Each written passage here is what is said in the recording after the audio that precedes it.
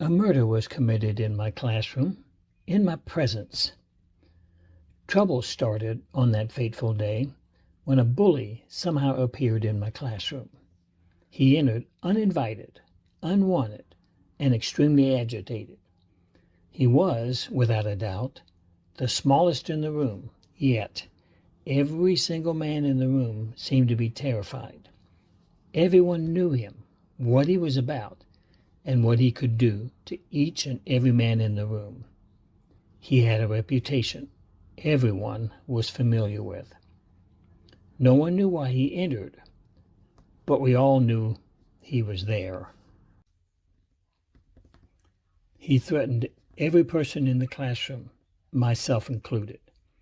He got in the face of almost everyone. Someone took a jab at him.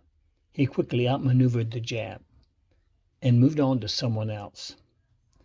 I taught GED in a prison at the time of this horrendous event, and my classroom was full of felons. They were all tough men. For some, fighting was all they knew. When they were on the street, they might use fists, knives, guns, whatever was handy. Possibly some of the men were here for that very reason. Yet this little guy had everyone in my room terrified. The little guy charged another student, and he almost fell out of his chair trying to get out of the way. A couple of students threatened to kill the little guy, and they took up an offensive posture against him.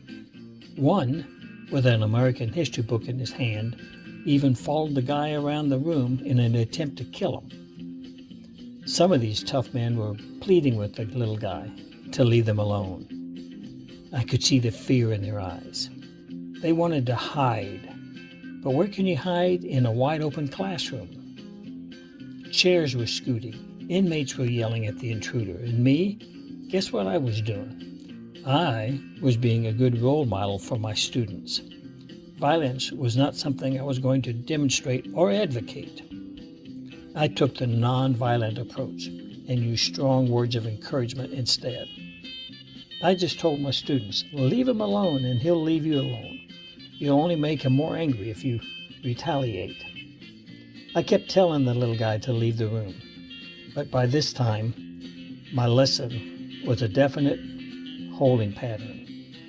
The GED test was to be given the next day, so I was getting desperate to return to the lesson. I started to think I would have to take stronger actions. And then it happened. One of my students picked up the book and smacked the little guy, knocking him to the floor.